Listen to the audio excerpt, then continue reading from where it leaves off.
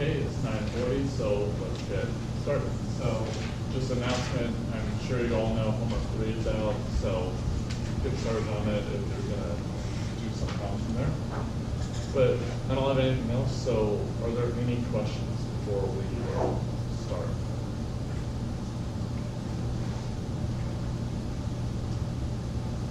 No questions about anything?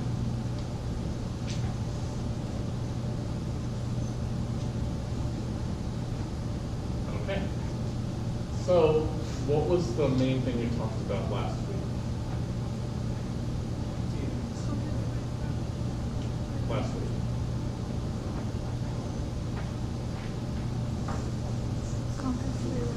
Oh yeah, this CNF thing. What does that stand for? Chomsky Normal Form. Okay. So, what is this CNF thing?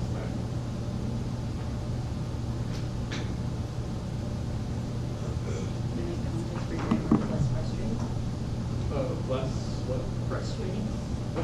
Well, yeah, in a sense, but what is it doing to the grammar? What is changing? Simplifying the rules, right?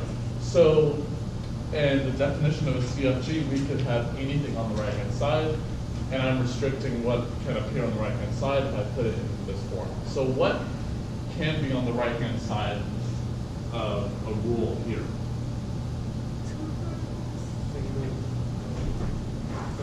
Yeah, a single terminal, yeah. I better be able to make terminals, otherwise we're already dead in the water. So I better make a terminal, but what else can I do? Yeah, 2 variables. And what do I know about these 2 variables? Yeah, they're not the start variable. So B and C are not whatever I call the start variable. Is that all? Yeah, I better have some way of having the empty string being derived. And these 2 don't satisfy that, so I'm going to have it be derived only in that way. Okay? But why do I do it this weird way? Why don't I just say, have any variable make epsilon, and the variables on the right-hand side here could be the start variable too? Well, why do I restrict it this way? We don't want loops. Right, yeah. So if I allowed those possibilities, then I may have multiple ways of deriving the empty string. Okay, and I don't want that. So, but why do we even care about CNF? I mean, the rules are simpler, but why do we care? Yeah. Does that allow you to make a binary tree? Yeah, so the parse trees are binary trees. So the structure is really nice, but what else is good about these things? Is there? Well, not necessarily, because any CFG can be converted into CNF, even the ones that aren't have a non-regular language. But why do we even care about putting things into CNF? Well, actually, the second question on the handout kind of tells you. It says that for any non-empty string, I know exactly how many rules are going to be applied. Whereas in an arbitrary CFG, I have no idea. Well, here I know exactly how many. But another property is, because of these binary trees, we'll be able to show that certain languages are not context free. So these things have a lot of useful properties. But what were we able to show about these grammars in CNF? Can anything be converted into CNF, or are there some that can't be?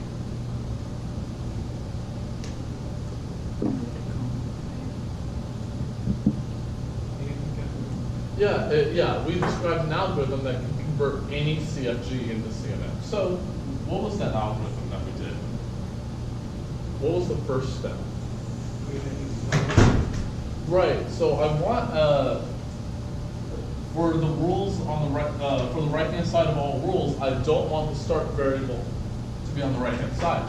Well, it is here if S is the start variable. It clearly is on the right-hand side of rules, and I don't want that. So make new start variable. variable, and we'll see how to do that. But throughout this process, what do I not want to change as I'm going along? Well, I'm going to be changing the grammar, but what thing about the grammar am I not changing? Better not change the language, right? If I change the language, then I can't say that any grammar can be converted into CNF. So, as we're going to be doing this for this grammar, we better make sure that we don't change the language every time. Okay, well, what was the next step? So now start variable's not on the right-hand side anymore, but what's the next step? Yeah, so I'm going to put this in quotes because it's not quite the right word, but eliminate, so to speak, epsilon rules.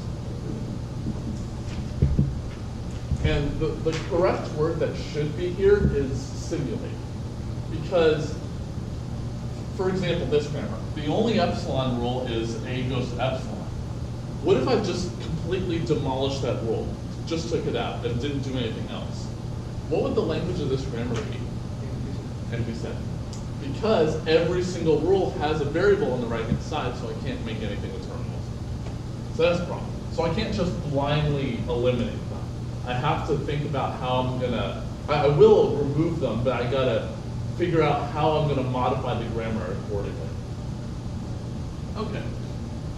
Well, let's just say I was able to do that without changing the language. What do I do in step 3? Oh, so what's a unit rule? Exactly one variable on the right-hand side. Like, here's a unit rule. So again, I can't just blindly eliminate them. So I gotta, again, think about how I'm going to modify the existing grammar. Okay, let's just say we were able to do that.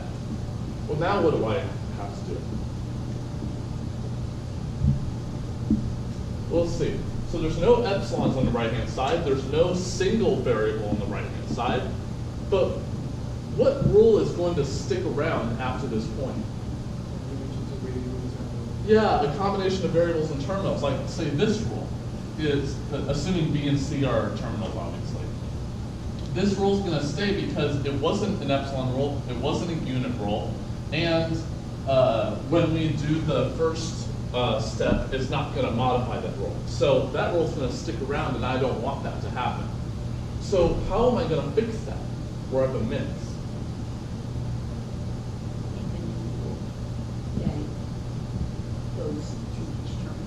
Okay, so instead of having a mix of variables and terminals, maybe I can get somewhat close to this, maybe not all the way, maybe somewhat close if I make everything a variable on the right-hand side, or just a single terminal. Okay, so like say B and C here, those are going to transform into an associated variable that makes just that terminal. Okay, so I'm going to ensure right-hand side is, well, is either S goes to epsilon or single terminal or just variables. Okay. So that gets us partially the way there, but what is still left? Yeah, so even if we look at this one, it's too long, right? It has 3 variables, and I got to get it down to 2. So I think what I need to do is break that up somehow, and we'll see how to do that. So break up, long, right, and silence. Okay. Cool. So let's think for a second. Why do I do these in this order? Why don't I say, oh, okay, I'm going to eliminate unit rules first, and then do step 4, then step 1, 2, and then 5? Why do I do it this way? Oh yeah, so if I say, let's see, it's easy to find a counterexample as to if I do it in a different order, then you won't get the exact same language at the end. So the reason we do it in this order is that I don't have to go to an earlier step. Because when we make a new start variable with the according rule, once I do that, the start variable will never appear on the right-hand side of a rule again, the one that I created. Once we eliminate epsilon rules, and so to speak, I'm not going to ever have epsilon on the right-hand side of it, other than the start variable, obviously, ever again. Unit rules, they'll never come up again, and so on. Okay, so it's just trying to minimize the work I have to do, not going to previous steps. But any questions about this? Okay, so I have this grammar, and I'm just giving you a word of warning. You're going to need space, so because this gets pretty big. But you might have to write on the back for it. But so I have this grammar, has 3 variables and 3 different terminals, and I gotta convert it to CNF. Is it in CNF?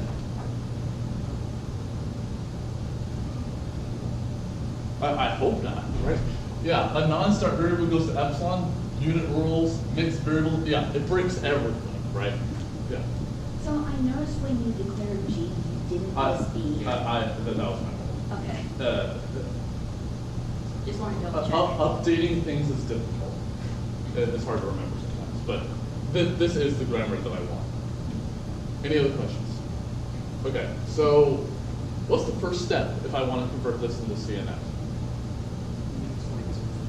Well, let's see. The first step says make a new start variable because the start variable appears on the right-hand side. Well, does it here? Does it appear on the right-hand side here? Yeah, multiple times, right? So we gotta fix it. So step 1. Well, how am I gonna fix that? Yeah, I'm gonna make a new start variable. So I'm gonna call it S0. And I'm going to call this my new start variable. And what rule is going to be associated with S0? It goes to the old start variable. Okay, let's see. So what about the other rules? Am I going to change those? No, because if I make a new start variable, S is no longer the start variable, so I don't need to worry about it appearing on the right-hand side anymore. B. A goes to B, A, C, S, or epsilon. B goes to A, S, A, or B. Okay, well, does this work? Did I change the language when I did this? Well, let's just check. If I have, we can just say it does, but we gotta make sure. So let's think about any derivation of a string in this grammar. Can I get one for here? Well, I start with S up here, I start with S0 here. Well, once I get to S, I know what to do. It's the same derivation because I didn't change any of the rules.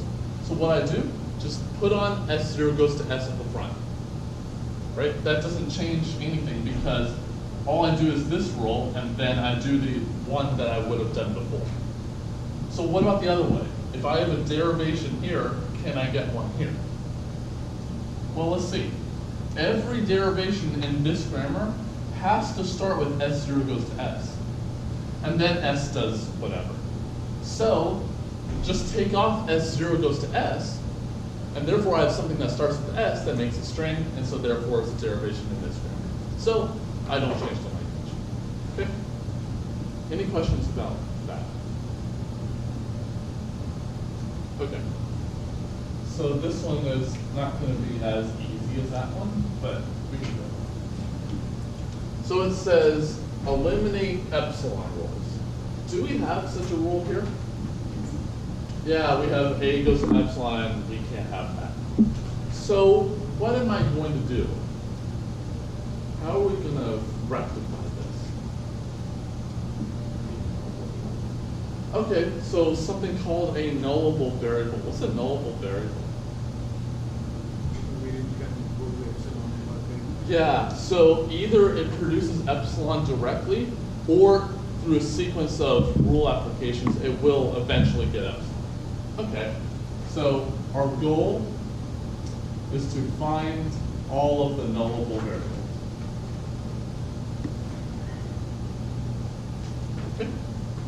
Well, what's an easy nullable variable to find here?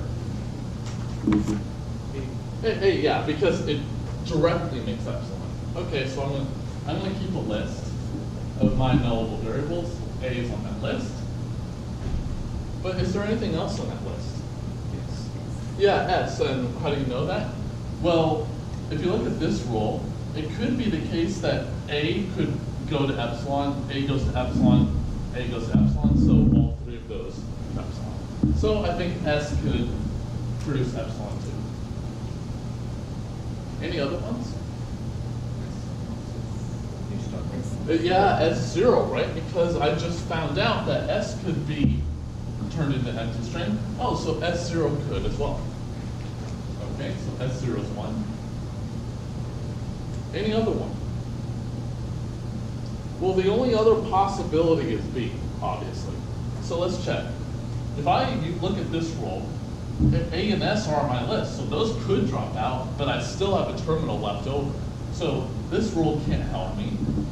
This rule can't help me either because I don't know if B is nullable yet.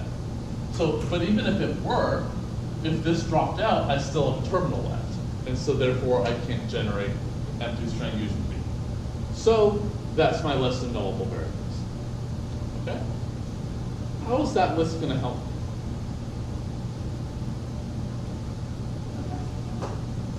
So what was the word that I suggested instead of eliminate here?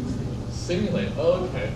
So maybe what we can do is look at all the places where A, S, or S0 appears on the right-hand side and simulate all the possibilities if they produced empty string or did not produce the empty string. Okay? Well, let's see. Let's look at the first rule here. And let's just make sure. We'll make a note. These A, S, and B, those could produce something that's not the empty string. It's not that they only produce the empty string. They could produce something else also. So I don't think I should modify any of the rules here, other than say A to epsilon. But all the other rules I'm not going to touch, right? Because I don't want to modify the existing language. Okay, so I'm going to keep my rule S0 goes to S. Oh, isn't S nullable? Yeah, so I got to simulate as if S dropped out. Well, if S dropped out, I have epsilon now. Okay, so we did all of S0's rules, that's good. S, I'm going to keep every rule untouched. No changes.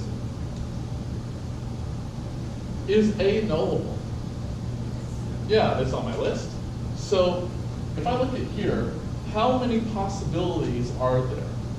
Well, the first one, they could all be in, or exactly 2 of them could be in, or exactly 1 of them could be in, or all of them could have dropped out, right? Well, how many possibilities is that in general if I have 3 variables? I think 8, right? Because each one independently could drop out. Well, we're lucky here because all 3 variables are the same, but in general, we would have 8. Well, let's see. If one of these guys dropped out, I think I have, and the other 2 stayed, then I think I have A left. So I'm going to simulate 1A going away. Now I got to simulate 2 A's going away and 1 of them staying, so it's just A. Now I got to simulate all 3 dropping out, so I got to put epsilon. Don't worry, I will remove it, but I'm just simulating every possible way first, and then I'll get rid of it. Okay, so we're done with this guy. Would anything happen with this one? Yeah, because I have the case where the only variable is present and A is nullable, so it could drop out too. And what's left would be just the terminal A. So I would add A onto this. And there are no other possibilities with this. What about with B? No, I don't think so, because B is not nullable. And even if it were, then I already handled epsilon there, so we're all good. let's do these rules. So again, it's not going to change. Nothing changes about the existing rules.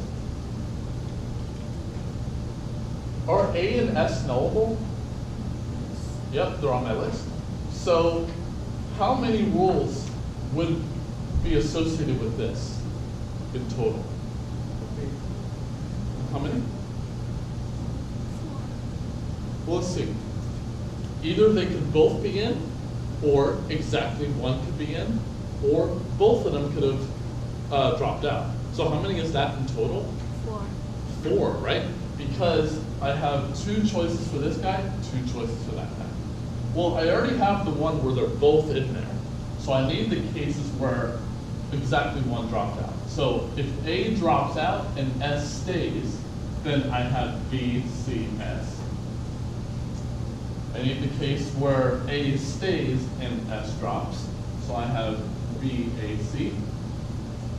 And obviously I need the one where they're both out, in which case is B, C. So just note, all I'm doing is just simulating as if we took the epsilon rule. Okay? That's all I'm doing. I'm not changing the language there. Okay, well, we did that one. Epsilon, I don't think I can do anything about that, so let's go on to these rules. And again, they're not going to change. Are A and S knowable? Yeah, so how many rules am I going to add in addition to this one? How many variables are knowable on this rule? 2. So how many am I going to add? 3. Add 3, so a total of 4. Yeah. So I need the case where A drops out and S stays. So I have SA. I need the case where S drops out and A stays. So I need AA. And I need the case where both drop out, and obviously I have A. Okay. You can see the grammar is starting to get a little big. But so we're done with this one. I don't think I can do anything about this one because B is not knowable. So I can't do anything. So I think I'm done. Okay? Well, am I actually done? No, what have I forgotten to do? Yeah, remove the epsilon rules I don't want. Well, I better have this one because I have a way of making the empty string. So I better allow the start variable to make it. But the other ones I'm going to eliminate because I simulated them with other rules. So I better eliminate those. Actually eliminate them this time. Okay. Any questions about this? Well, again, we got to check. Did we change the language? Well, let's see. If I took A to epsilon, or S eventually made epsilon, well, what we did is just simulated all the possibilities of those variables going away, so therefore we didn't change the language. Okay? Cool. Let's do step 3. What is step 3? Unit roles, right? I'll get rid of them somehow. How many unit roles do I have here? 2. 2? How many? I think I see 3. I have 1 here, I have 1 here, and I have 1 here. Okay, so we better do something about that, because I can't have unit roles. So what was the idea that we thought of doing?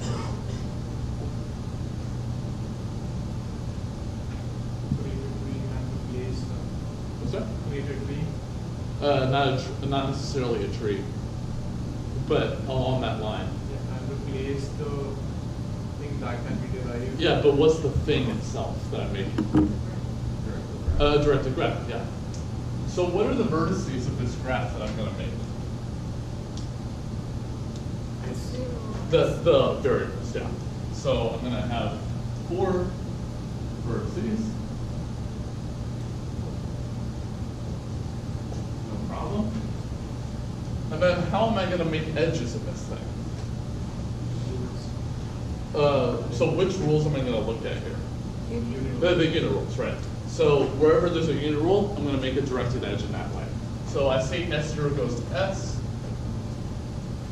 and I hate to disappoint you, this graph is going to be very disappointing, but S goes to B is 1, so I'm going to make an edge there. S goes to A, I'm going to make an edge there. And those are the only things. So you're actually right. In this case, it happens to be a tree, but in general, you may have cycles and whatnot. Okay, well, how am I going to use this graph to help me? So what do I have to look for in this graph? What's it? About What's at the bottom of a tree?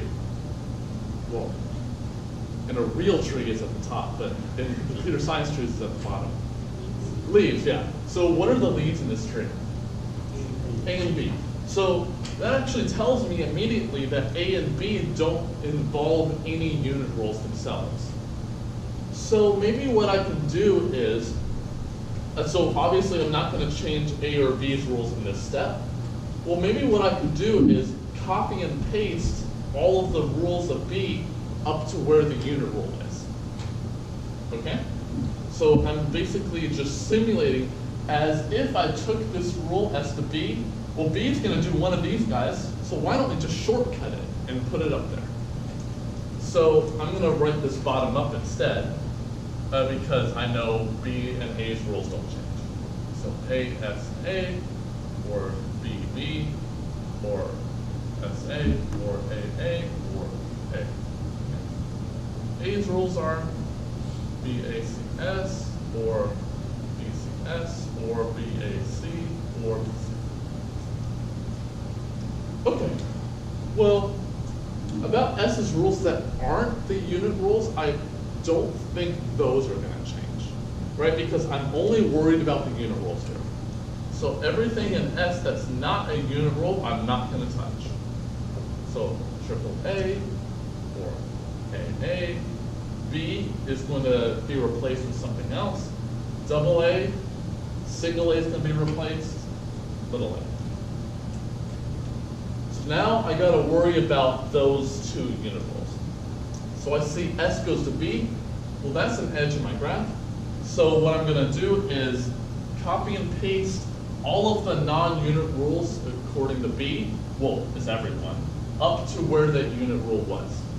So I'm going to put all these rules up to here.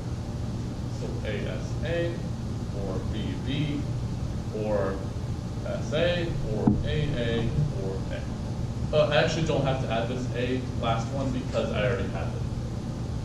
Cool. So we took care of the S to B edge. Well, now I got to do the S to A edge. So what do you think I'm going to do? Yeah, add the rules of A up to S. So BACS, not already there, or BCS, or BAC, or BC. What's the disadvantage of putting things into CNF if you don't already see it? It makes a lot of rules, right? So there is an inherent advantage and disadvantage to putting things in this form. It's a lot harder to look at the rules here and make them yourself versus a normal CFG, but you always have trade-offs like this. Okay, well, do you think I want, so we did this edge here. Well, I still have the S0 goes to S1, so what do you think I'm going to do there? Copy all the rules of S up to there. Do you think I want to rewrite all that? No. So what I'm going to do is all this up there. Did I do that correctly? Oh, what have I forgotten? Ah, yeah. So I forgot that rule. So be very careful when you're doing this that you're not omitting rules that you already have. Okay? So just something to worry about, to watch out for. Yeah. What if there's a cycle? Let's say A goes to B and B goes to A and A goes to S naught. So if you have a cycle, so great question. So if you do have a cycle, what you do is you copy all of the non-unit rules up, and then therefore you will handle that edge, and then now there actually is a leaf. Let's say A goes to B and B goes to A. So Yeah. let's say there's only two. Yeah. variables. So what you'll end up doing is just pick an arbitrary edge of that cycle. Do this process with the non-unit rule on the right-hand side. Copy them up. So you'll handle that one edge, and then the reverse edge, what you'll do is you'll copy that down. Just, They both will be the same. they may not necessarily be the same, but you'll copy some things twice. Yeah. So it's just simulating in both directions. That's all it is. And yeah, and the great thing is once you have a cycle and you handle an edge, an arbitrary edge, now you actually do have some leaves, and therefore you can just do it the same one here. But any questions about this? What's the next step? So we're getting there, but what's the problem over there? Pictures of variables. Yeah, I have a whole bunch of rules over here that have a mix of variables and terminals, and I can't have that here. Okay, well, let's fix that. So I'm gonna do that. So step 4 will be the last time I rewrite all the rules of the grammar, and then step 5 I'll just rely on the grammar itself. But how am I gonna fix the variable and terminal mix?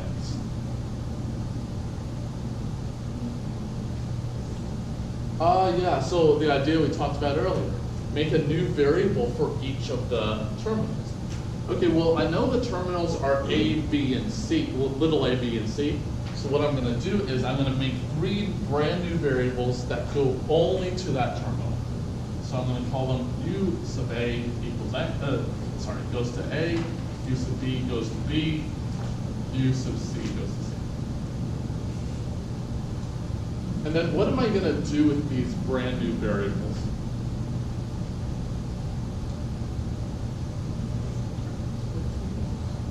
Yeah, so wherever I have a mix, or I have something like 2 terminals or more on the right-hand side, then I need to replace them.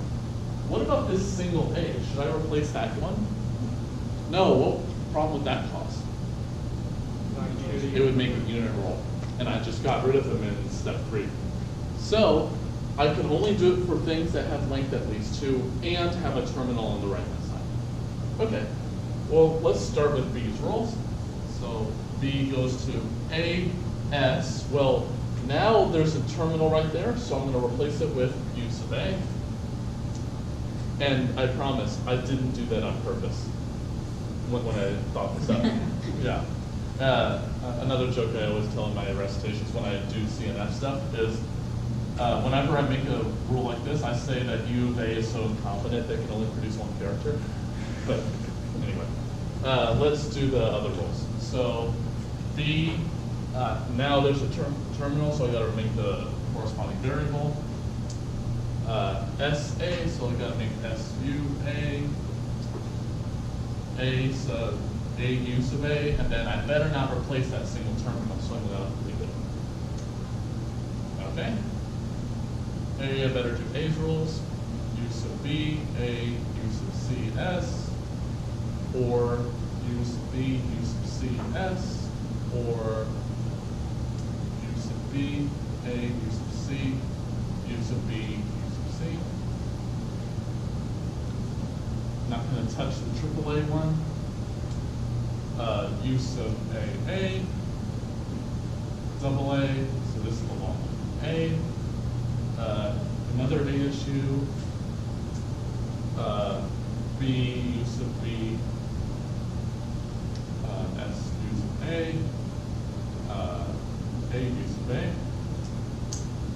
U sub B, A, U sub C, S, or U sub B, U sub C, S, or U sub B, A, U sub C, C, or U sub B, U sub C. And obviously I don't want to write all that again, so I'm going to have S goes to the thing in S or S. So we're actually almost there. So what is the only thing I need to do? Break up the long right-hand sides. But before we get there, let's again make sure we didn't change the language in both cases. So in step 3, when we eliminated the unit rules, we just simulated as if we took the unit rule. And here, we didn't actually change anything because these brand new variables, they only go to the terminal that would have been made already. So we didn't change anything. Cool. So, but now I gotta break up the long right-hand sides. Shouldn't erase the variables I made.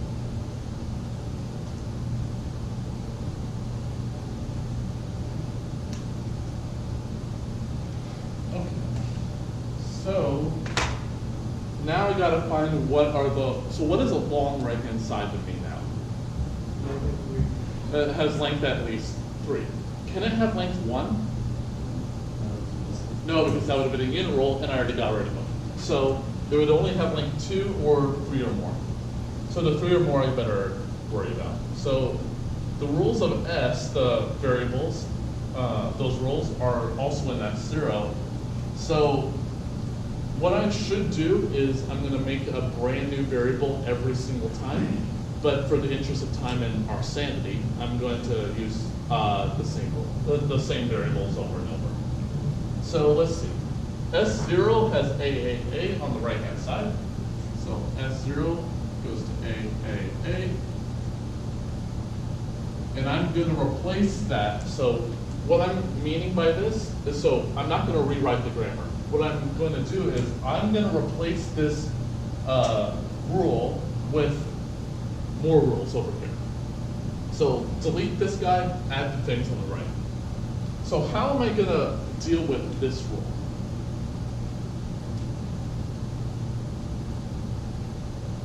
What am I going to do so that I can get exactly 2 variables? Yeah, create a new variable that goes to 2 of these guys, right? And so then just replace 2 of these guys with that corresponding variable. Okay, that seems like a good idea. So I'm going to have S0 goes to, now I'm going to think of a variable name. I'm going to call it X1, and then followed by an A, with X1 going to AA. Okay? So far, so good. So we handled that guy. This guy is not going to change. This guy's not going to change because they have 2 variables, so they're already good. Single, oh, I better handle this one. So S0 goes to A, S, use A. So I think I better do the same trick, but I can't use X1 now because AA is not on the right-hand side. So I gotta make another one. So S0 goes to X2, then the last guy is use of A. Now I gotta have X2 going to AS. Okey-doke. That guy's done. Oh, this is a longer one. So I have S0 goes to U sub B, A, U sub C, S. So what am I going to do there? Oh, I should make 2 variables. And how many rules? 3, right. Yeah, because each one's going to make an additional variable except for the first one, which makes 2. So I should have 3 here.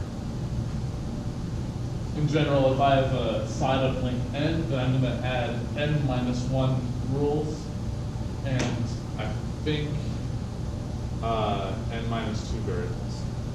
So I should have S0 goes to, well, I don't have anything already done before, so I'm going to have X3S. So now X3 is going to make the first 3 guys. So I better have X3 make X4, which will make the first 2, followed by U sub C. And then X4 is going to make the first 2, which is U sub B. Okay? So all it's doing is just simulating the existing rule with a bunch of possibly more other variables and rules. Okay, so it's not very complicated. So you handle that guy, better handle the next one. U sub b, U sub cs. Well, I don't have anything to help me yet, so I'm going to have s0 goes to x5s, and x5 goes to ub, uc. So that one's done. Now I got to do the next one. U sub b, a, U sub c. I don't think I have a U sub b, a. Oh, I do. I have an x4. So x4 already makes these two. So s0 goes to x4 U sub c. And the last one's already done. Okay? And the good thing is, S has exactly the same rules. So I'm just going to say S is handled similarly, but with S on left-hand side instead of S0, because it should be done exactly the same. I should be making a brand new variable every single time, and we'll see why, but it's not going to change anything by doing this. Okay, so we handled S0 and S, so let's go down to A. Well, UB, A, UC, S. Well, I think I already handled that one. So what I'm going to do to make our lives easier is I'm going to number these.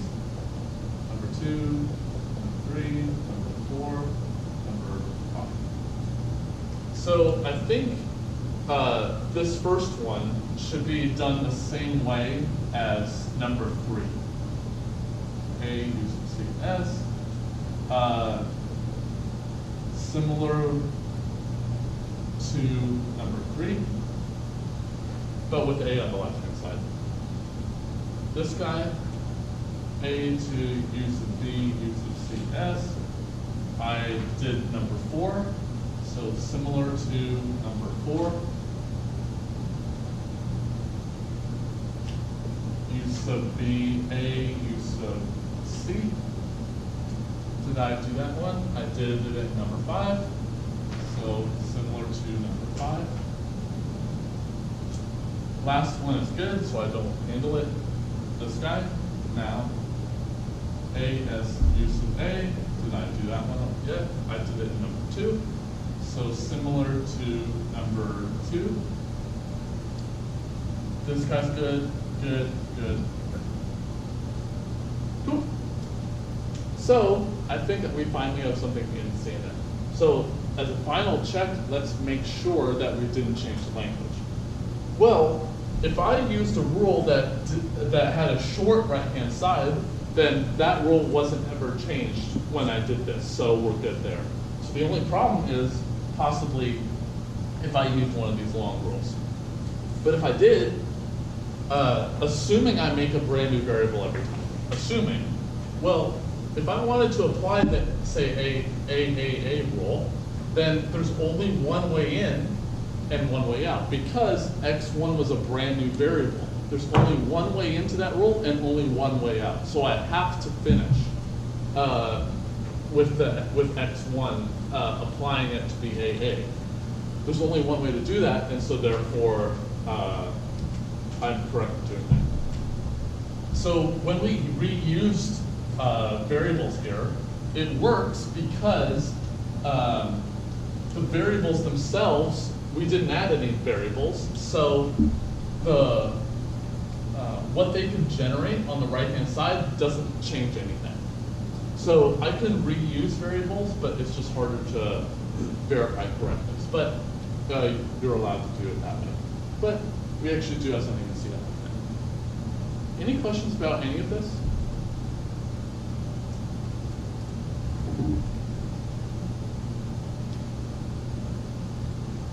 Okay, so let's look at the second question. It says, so there's actually a typo in the second question also. It should say in the language of a CFGG in CNF. It actually isn't true in general if you have a CFG that's not in CNF. But if you have one in CNF, then you're good. So if we have a CFG, G in C and F. And W is generated by the grammar with it being non-empty. So I will address the case where it is empty in a second. This implies every derivation of W in G takes 2 times the length of W minus 1 rule applications. Okay. So why is this true? Well, let's think about it. Well, what is something that we know about, if, let's say we apply A to B, C here. What do we know for sure about these two variables, other than the fact that they're not the start variable? Can they make epsilon? No, because if they did, well, the only way you could have done that is if it was the start variable, well, these are not the start variables. So they have to make something of the string. They have to. Okay? Well, let's say it has length, I'll call the length n. So we have to start with the start variable, always. This is the start variable. Well, if I apply, say, s goes to 2 variables, and then apply a rule with one of these guys, then one derivation would be just to keep applying this variable to 2 variables thing over and over and over and over until I get something like this. That I get something where you have a variable, variable, variable. And what's going to happen is we have rules that W1, this variable, whatever it's called, is going to make the first character of W. This one's going to make the second character, and Wn is going to make the last character. They may be the same, they may be different variables. I'm just letting it be in general. Well, how many rule applications did it take me to get to here? Well, let's see. How many did I start with? 1. How many did I end with? Sorry, how many variables did I end with? N, right? How many did I add each time? I think 1, because all I'm doing is applying a variable to 2 variables. Well, I'm replacing 1 with 2, so I'm adding 1 every time. So how many rule applications did it take me to get to there? I start at 1, I end at n, and I add 1 every time. I think it's n minus 1. Because I start at 1, I end at n, I add 1 every time. So I have, this takes n minus 1. But now I actually have to turn it into the string that I want. Well, what can I do? Well, I could choose any one of these guys to turn into the corresponding character. So one way is to just have the first guy turn into the first character of the string W. And I can only do 1 variable at a time. So let's say I keep doing this until I get down to that actual string that I want. How many rule applications did that take? N, right? Because I have n characters, I turn 1 variable into 1 character for every rule. And I have n of them. So this takes n. In total, 2n minus 1. Will this work for the empty string? I don't think so. What is 2n minus 1 for the empty string? -1, I think, right? Because n is 0. So can I have -1 rules of applications? No, I don't think so. So, but do we know how many rule applications the empty string will take if it is in the language? 1, right? And how do we know that? Because if it is in the language, we will have a rule S goes to epsilon. And there's no other way to make it. So that will take exactly 1. So the really nice thing about things in CNF is we know exactly how long it takes to derive a string. And we use the fact that each variable must make a character of the string, at least 1. Okay? Any questions about that? Yeah. So the question was any string of greater length 5. Yeah. So what about 1 to 5? Yeah, so the 5 was completely arbitrary. So the key is the empty string. If you have things of length 1, well, the only way you could have ever done that, since every variable makes at least 1 character, is S makes that single character. So that's 1 rule. 2 times 1 minus 1 is 1. If you have 2, well, the only way that could happen is S makes 2 variables and each one drops out. Well, that's 3, which is 2 minus 1. So the 5 was completely arbitrary. It was to illustrate the fact that it's probably the empty string. But any other questions? All right, I guess I'll see you after spring break.